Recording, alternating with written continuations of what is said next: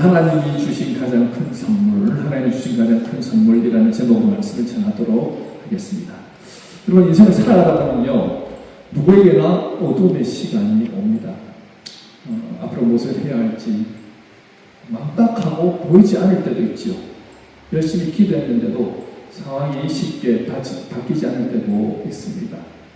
가정의 문제, 또 건강의 문제, 관계의 문제, 경제적인 문제 앞에서 마음이 무너지기도 하지요. 그럴 때 우리는 마음으로 이런 질문을 합니다. 하나님 살아계십니까? 하나님 정말 나와 함께 계시나요? 하나님 지금 제 상황을 보고 계십니까? 너무 답답하니까 그렇게 질문을 하게 됩니다. 근데 성경은 놀라운 사실을 우리에게 보여주고 있지요. 하나님은 어둠이 없는 사람에게 찾아오시는 게 아니라 어둠 가운데서 고통당하는 그 사람에게 하나님이 찾아가시더라는 거지. 절망과 낙심 가운데 있는 사람들에게 하나님은 찾아오시더라는 것입니다. 오늘 우리가 함께 읽은 이사야 9장은 바로 그런 하나님의 은혜를 보여주는 말씀입니다. 이사야 선지자가 선포했던 그 시대는요, 평안한 시대가 아니었습니다. 당시 유다는요, 외적으로 나라의 형태는 갖추고 있었지만 영적으로 깊은 위기 가운데 빠져 있었습니다. 하나님보다는요, 강대국을 더 의지했고 말씀보다 세상의 방법을 더 믿으면서 그렇게 살아갔습니다. 하나님을 예배한다고 하면서도 마음은 하나님으로부터 멀어져 있는 상태더라는 거죠. 특히 이사야 선지자가 활동하던 시대는요, 아수르라는 거대한 제국이 다스리는 그런 시대였습니다.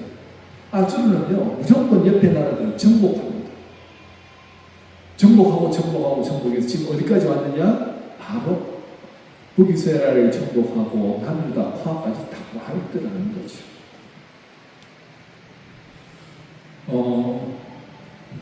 가장 먼저 남유다에서 고통받는 지역이 어디냐 했을 때 바로 스불론과 납달리 땅입니다. 스불론과 납달리가 어디냐면요, 지금 12지파가 땅을 다 이렇게 차지하고 있잖아요. 가장 아스엘 옆에 납달리가 있죠. 그 다음에 그 밑에가 스불론이 있어요. 그 밑에가 이사가 있죠. 위에서부터 이렇게 치고 내려오더라는 겁니다. 그러니까 조금 이제 나라가 평안해지면 살만하다 싶으면 또 위에서 또 공격해서 쳐내려오고, 그러면 제일 먼저 고통받는 사람, 죽임 당하는 사람, 모든 것이 파괴되는 곳이 어디냐면 납달리와 스불론, 이 지역이 다 고통을 당하더라는 거죠. 그런데 이 절망적인 땅, 그리고 버려진 땅처럼 보인 이곳에 하나님께서 그 땅을 주목하시더라는 것입니다. 사람들은 끝났다고 생각하는 곳에 하나님은 다시 시작하는 장도 그렇게 삼으시더라는 거죠. 이사야서 8장 22절 마지막 절에 뭐라고 말합니까? 땅을 두고 보아도 환난과 흥함과 고통의 흥함뿐이니 그들이 심한 흥함 가운데로 쫓겨 들어가리라. 자, 여기에서 흑암이라는 단어가 몇 번 나옵니까? 흑암. 3번이나 나오죠. 단순히 어두운 마음을 말하는 것이 아니죠. 앞이 보이지 않는 현실, 희망이 사라진 상태, 하나님을 떠난 인간의 영적인 상태를 의미합니다. 아무것도 보이지 않는 막막한 상태. 여러분, 가장 답답할 때 언제입니까? 분명히 나는 하나님을 믿는데, 예수를 믿는다고 하는데 하나님이 일하시는 게 느껴지지 않을 때, 뭔가 지금 먹구름이 가득 끼어 있어가지고 아무것도 느껴지도 보이지 않는 그런 상태, 너무 답답하시잖아요. 지금 이사야서 8장 22절에 바로 그 남유다의 상태가 그런 상태라는 거예요. 그런데 바로 다음 장인 9장에서 오늘 9장 1절에 뭐라고 말씀합니까? 전에 고통받던 자들에게는 흑암이 없으리로다. 우리말 성경에는요, 잘 드러나지 않지만 원문에는 그 단어가 있거든요. 그럼에도 불구하고 라는 단어가 있습니다. 자, 세상은 여전히 어둡습니다. 상황은 여전히 힘듭니다. 그러나 하나님은 말씀하죠.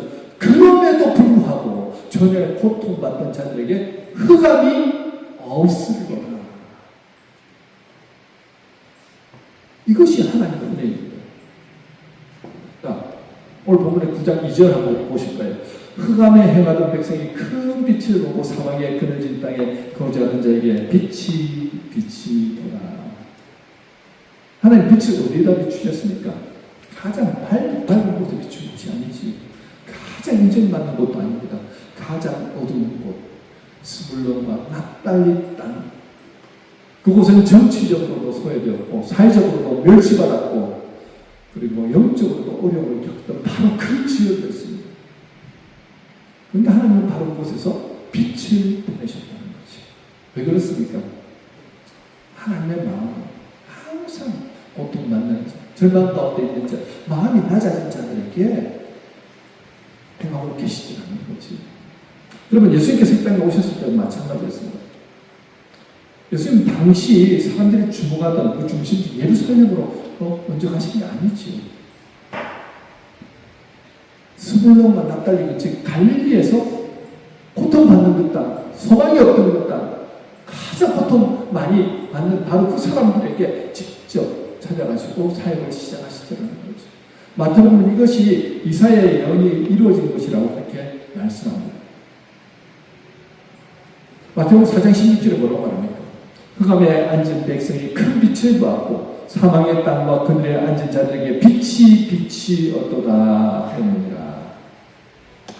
예수님은요, 누구에게 찾아가시냐면 실패한 사람, 상처받은 사람, 죄 가운데 있던 사람들에게 찾아가시더라는 거죠. 예수님 말씀하죠. 마가복음 2장 17절에 건강한 자에게는 의사가 쓸데없고 병든 자에게야 쓸데있느니라. 여러분들이 지금 있는 가운데 있습니까? 고통 가운데 있습니까? 암흑 가운데 있습니까? 절망 가운데 있습니까? 바로 이때 주님이 찾아오시는 때라는 것입니다. 틴케럴 목사님은 복음의 소망을 설명하면서 이렇게 강조합니다. 기독교의 소망은 상황이 좋아질 것이라는 막연한 기대가 아니라 어떤 상황에서도 함께 하시는 하나님을 붙드는 것이라고 그렇게 말합니다. 세상은 이렇게 말하죠. 문제가 해결되는 날은 행복할 것이다. 그러니까 돈 문제가 있으면 돈 문제만 해결되면 행복할 것이라고 생각합니다. 건강의 문제, 건강만 해결되면 회복되면 행복할 것이라고 생각하죠. 물론 그럴 수도 있습니다. 근데 이제 복음은 다르게 말하거든요. 뭐라고 말하냐면 그리스도께서 함께 하시기 때문에 어떤 상황에서도 소망을 가질 수 있다는 겁니다. 그리스도가 함께 하지 않느냐, 그 차이가 나는 거예요. 어두운 가운데 있을 때는 그리스도가 느껴지지 않거든요. 근데 그리스도가 함께 하시면요, 어두운 가운데 있는 상황에도 불구하고 마치 천국을 사는 것처럼 살아가더라는 거죠. 왜요?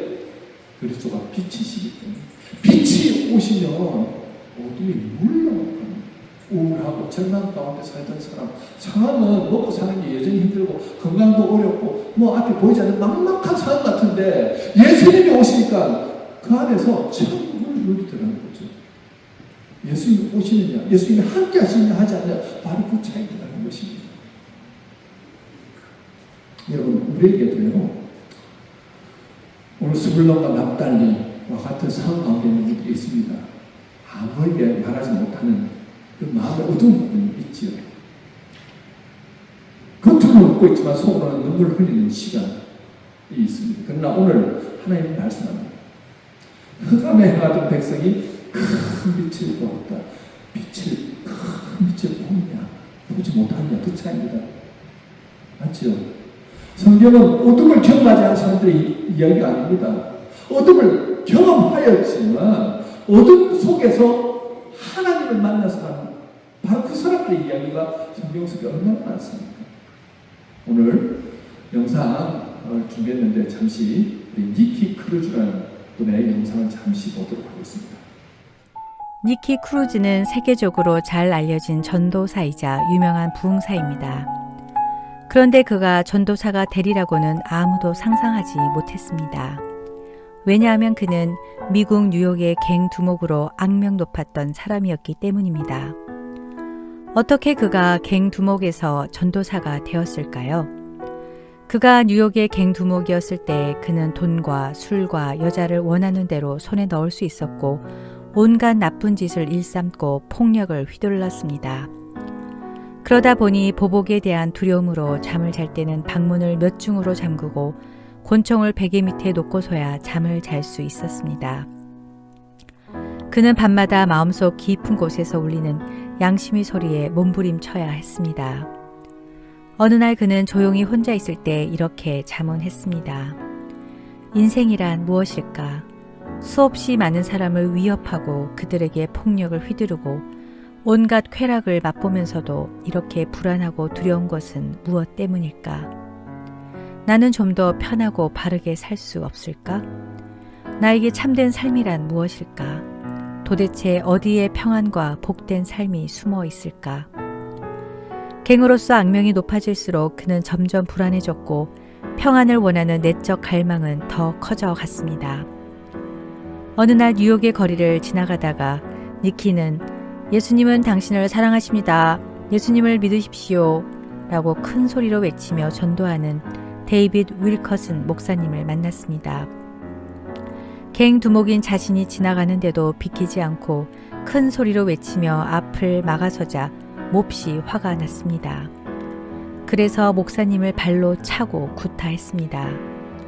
다음날 니키는 그 길을 지나가다가 어제 본 그 목사가 팔에 붕대를 감고 얼굴에 멍이 든 채로 여전히 예수님은 당신을 사랑하십니다. 예수님을 믿으십시오.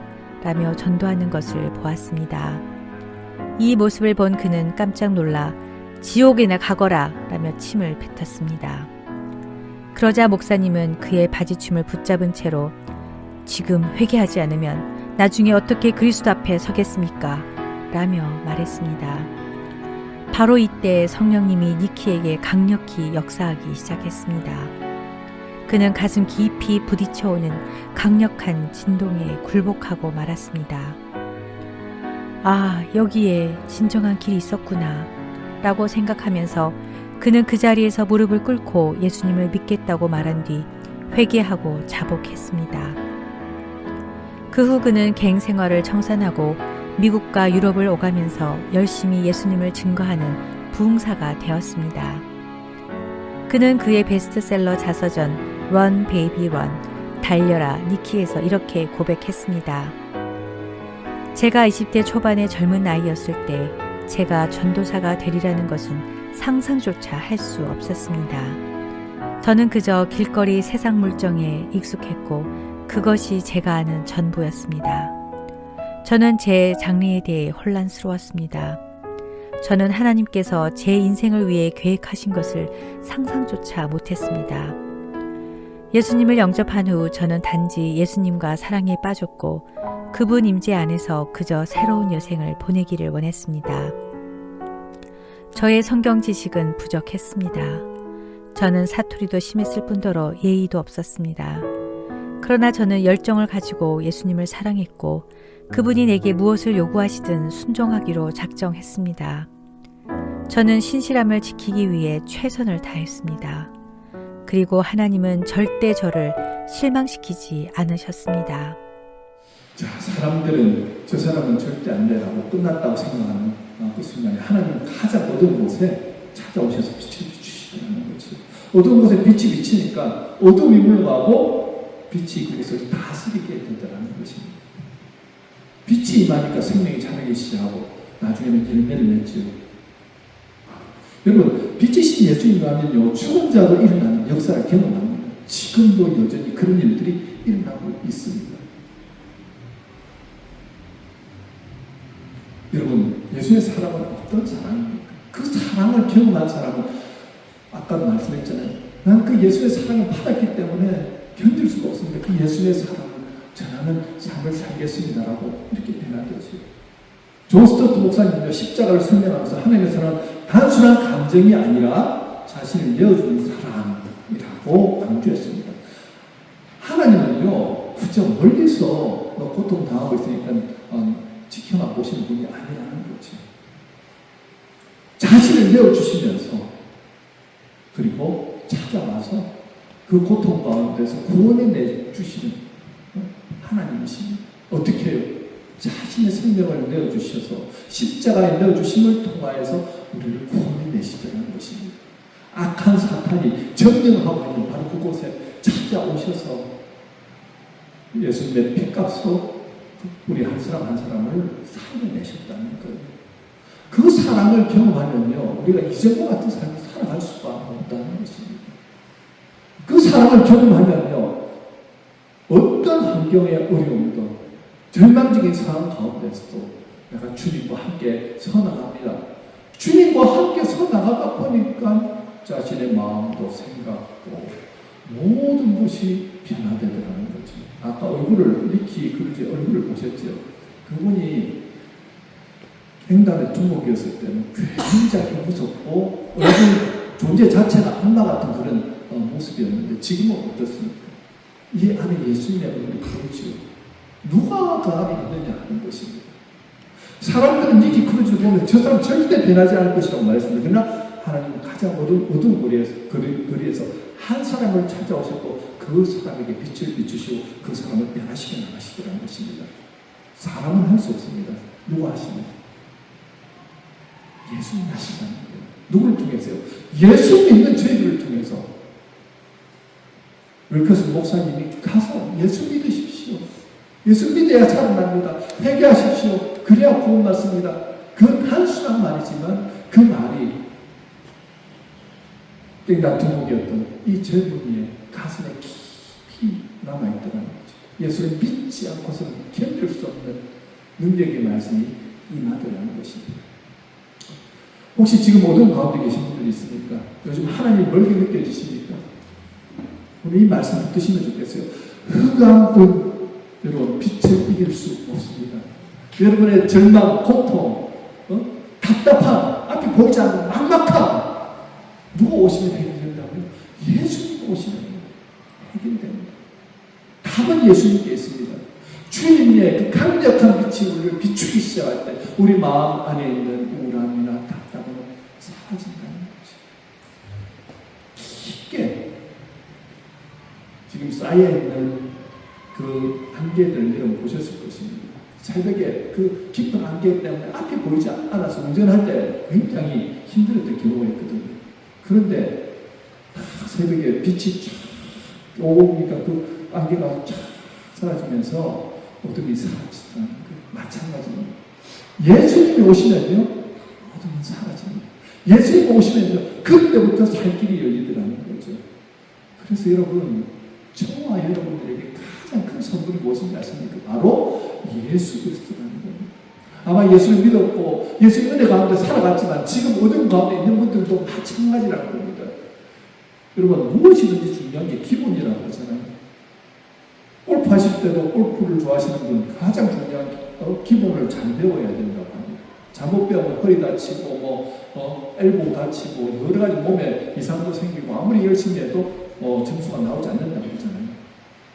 신앙생활도 마찬가지입니다. 가장 기본은 예수 그리스도입니다. 예수님이 나의 빛으로 비춰주심을 통하여서 나의 구원자이십니다. 나 그 예수님을 믿고 주님과 함께 지금 걸어가는 삶을 살아가시느냐 하는 거예요. 4절에 보면 그 내용이 나오죠. 이는 그들이 무겁게 맨 멍에와 그들의 어깨와 채찍과 그 앞제자의 막대기를 꺾으시되 미디안의 날과 같이 하셨습니다. 예수님이 오셔서 무엇을 하시느냐? 그 내용이 나옵니다. 그 세 가지 표현이 나오죠. 멍에, 채찍, 막대기입니다. 이 모든 것은 의미를 가지고 있지요. 뭘 의미합니까? 인간의 운명을 압박과 고통이라는 겁니다. 우리가 세상 가운데 죄 가운데 살면요, 우리의 죄의 정도로 타게 된다는 거예요. 우리 힘으로는 벗어날 수 없는, 뭔가 세상 가운데 살면 굉장히 자유롭고 잘 살 것 같은데 그렇지 않다는 거죠. 그 죄의 멍이 안에 꽁꽁 묶여가지고 그게 정도 틈에 살아가더라는 것입니다. 애굽에서 이스라엘 백성들이 노예생활을 했던 것처럼 죄 아래 있는 인간은요, 자유로운 것 같지만 사실은 묶여서 살아가는 인생이라는 거죠. 여러분, 사람에게 인정받고 싶어하는 멍에 우리를 묶입니다. 성공해야 한다는 멍에 묶입니다. 다른 사람과 비교하는 멍에 묶이죠. 내 힘으로 모든 것을 해결해야 한다는 무거운 멍에 묶이게 된다는 것입니다. 그러나 예수님께서 말씀하죠. 수고하고 무거운 짐진 나더라 다 내게 오라. 내가 너희를 쉬게 하리라. 무거운 짐을 짐을 지고 가는데 나 혼자 지고 가니까 죽을 것 같은 거예요. 너무 고통스럽게 않습니까? 그런데 주님과 함께 걸어가는 거예요.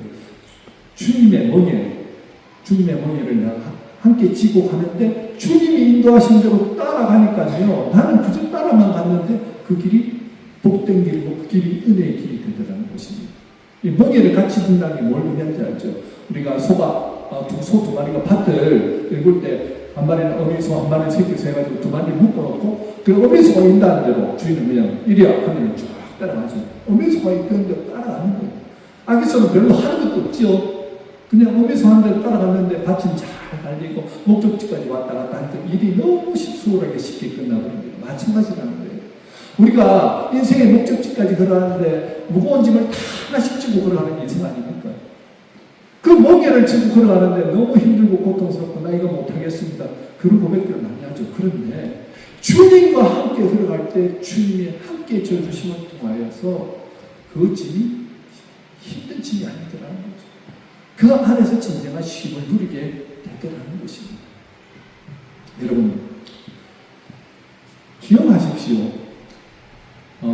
디켈 목사님이 이렇게 얘기했거든요. 현대인이 가진 가장 깊은 문제 중 하나가 자기 자신을 구원하려는 노력이라고 설명합니다. 우리는 끊임없이 자신을 증명하려고 하잖아요. 나는 가치 있는 사람이다. 나는 성공한 사람이다. 나는 인정받아야 한다. 그것을 위해서 열심히 노력합니다. 그런데 누군가 인정하지 않을 때는요. 자존심 상해하고 자존감이 낮아지고 고통스러워하지 않습니까? 근데 복음은 뭐라고 말할 줄 아십니까? 너는 이미 그리스도 안에서 사랑받는 존재라는 거예요. 무슨 말인지 아시죠? 예수님이 나를 구원하시기 위해서 십자가에서 자신의 목숨을 내어주시고 그 빚값을 우리를 사셨다는 거예요. 그러니까 우리는 누구보다도 하나님의 사랑을 받는 자녀들이라는 것입니다. 우리가 뭔가를 열심히 해야지 노력을 해가지고 내가 하나님께 영광 올려드려야지. 그래서 하나님 영광 받으시는 게 아니에요. 존재 자체가 하나님의 자녀로서 이미 하나님이 기뻐하시고 인정하시는 삶이라는 것입니다. 그러면 우리는 어떻게 살아가면 됩니까? 오늘 5절 말씀이 뭐라고 말합니까? 어지러이 싸우는 그들의 신과 피 묻은 그것이 물에 석같이 살라지고. 자, 이게 전쟁이 끝났다는 표현이거든요. 더 이상 싸움을 위해 무기가 필요하지 않다는 그 말씀입니다. 이 말씀은 단순히 나라와 나라 사이 전쟁만 의미하지 않지요. 인간의 마음속 깊은 곳에 전쟁도 포함되더라는 것입니다. 여러분 안에서 많은 전쟁을 지금 치르고 있지 않습니까? 다른 사람과의 지금 갈등, 전쟁이 일어나고 있지요. 미래에 대한 전쟁도 일어납니다. 걱정에 대한 전쟁이죠. 또 내 마음속에 두려움과의 전쟁, 죄와의 전쟁, 계속해서 전쟁을 치르고 있습니다. 겉으로는 평안해 보여도 마음속에서 끊임없이 싸우고 있다는 거죠. 이 무거운 짐들을 우리가 지고 가는데 우리에게 예수님은 우리의 두려움과 불안을 잠잠하게 하시는 왕으로 오셨다는 거예요. 이게 중요한 포인트입니다. 예수님을 내가 누구로 맞아들이느냐 하는 거예요.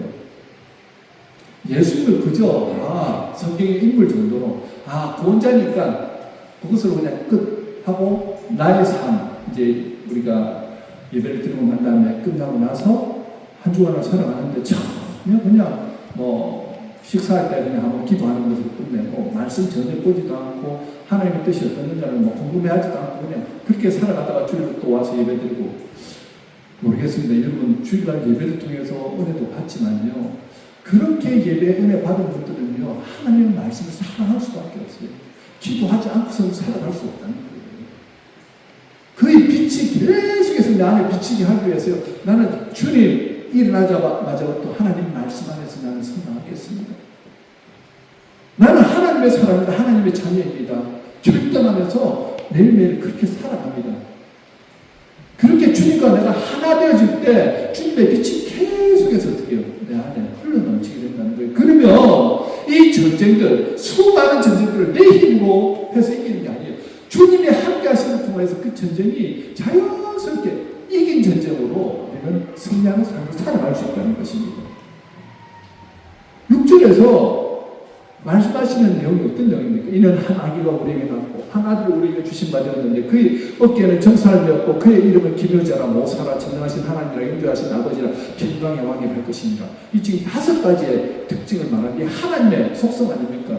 기묘자가 뭡니까? 기묘라는 말 자체가요, 기묘자라는 것은 기묘한 모사, 원더풀 카운셀러라는 뜻입니다. 근데 이 기묘라는 말은 단순히 놀랍다는 의미가 아니라 인간의 이해를 뛰어넘는 하나님의 초자연적인 역사, 오직 하나님만 하실 수 있는 놀라운 일들을 의미하지요. 이 놀라운 일들을 하시는 분이 하나님이라는 거예요. 모사는요, 카운셀러, 그러니까 상담자, 종가라는 뜻이죠. 왜 하나님이 우리의 상담가가 되어주실 수 있습니까? 한 가지죠.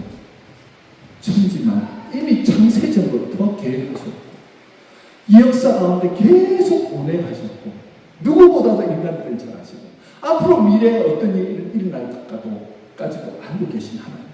우리를 창조하셨고, 우리를 통해서 일을 해나가시는데, 우리에 대해서 가장 잘 아시는 분이 누구시라고요? 하나님이시라는 거예요. 그 예수님의 성령으로 우리 안에 역사하시고 계시다는 거예요. 그러니까 우리가 우리의 힘으로 살아가는 것과 주님의 도우심을 구하며 살아가는 것은 무엇입니까? 내가 날마다 주님 앞에 기도하면서 주님의 도우심을 구하는 게 묻고 질문하고 주님과 대화하고 소통하도록 우리는 부르심을 받은 자들이라는 거예요. 그 좋은 특혜, 그 좋은 능력을 기도하지 않고 살아간다고요?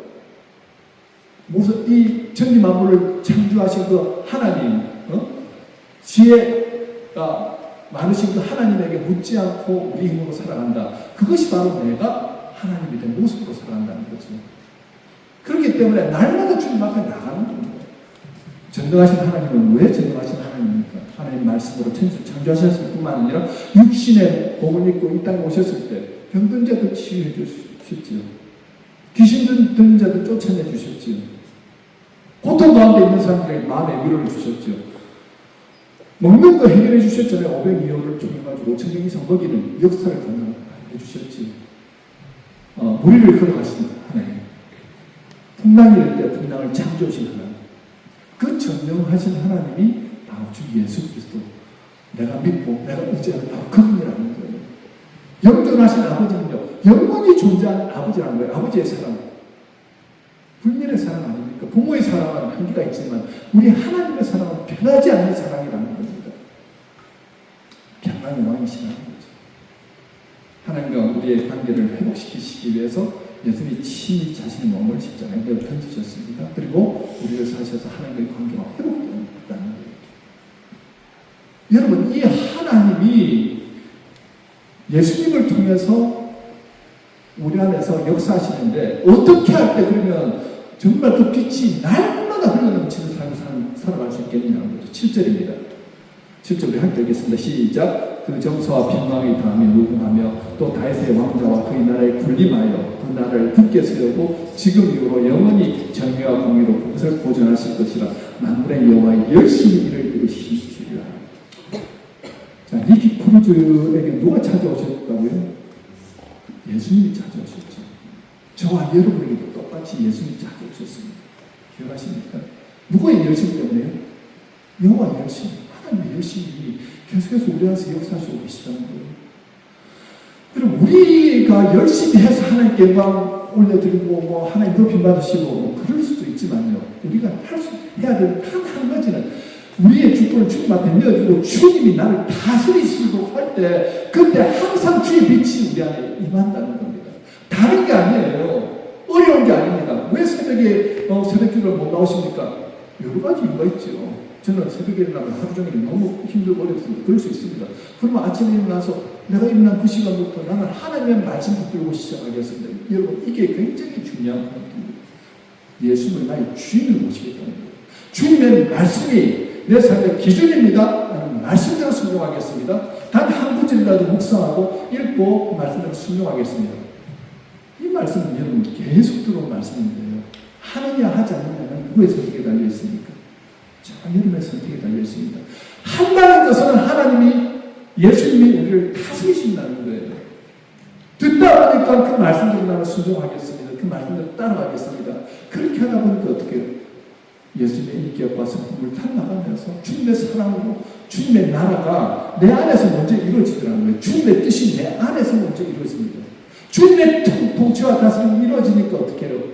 그 안에 기쁨과 감사가 흘러넘치고 그 안에 사랑이 흘러넘치고 예수님이 하셨던 것들을 하게 되잖아요. 복음을 전하게 되고, 가난한 자, 고통받는 자, 위로가 필요한 자들에게 나가서 복음을 전하게 되죠.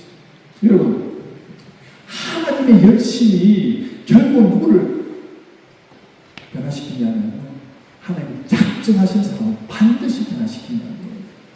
저와 여러분들을 반드시 변화시킨다는 거예요. 왜냐하면 가장 귀한 예수님의 생명을 주고 우리를 사시기 때문이라는 거예요. 다른 게 아닙니다. 오늘도 우리 교회는 주님께서 다스리고 통치하는 교회입니다. 주님께서 인도하실 것입니다. 그러면 우리는 기쁨으로 순종하며 나아가십시오. 다른 게 아닙니다. 주님, 오늘 내가 어두운 가운데 있습니다. 빛이 보이지 않습니다. 답답합니다. 그럼 그렇게 고백하시면서 이제 나는 주님의 사랑, 주님의 사랑을 경험해봤습니다. 그러면 다시 그 주님의 사랑 안으로 들어가겠습니다. 그렇게 하루를 살아가고 싶습니다.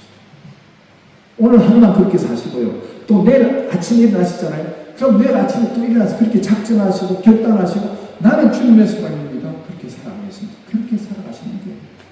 그렇게 매일매일 이 주님을 나의 왕, 나의 주로 모시면서 살아가시기 시작할 때 하나님의 나라가 저와 여러분 안에서 이루어지고 평강의 왕이 나를 다스리기 시작하니까요. 와, 평안이 흘러넘치는 거예요. 기쁨이 흘러넘치는 거예요. 감사가 흘러넘치는 거예요. 안 될 일도 되더라는 거죠. 왜요? 전능하신 하나님, 나의 하나님. 그 고백이 자연스럽게 나와요. 기쁨이 자연스럽게 흘러나오죠. 여러분, 믿음으로 진정으로 행복하십니까? 그 기쁨을 누리시는 저와 여러분 되시길 주님의 이름으로 축원합니다.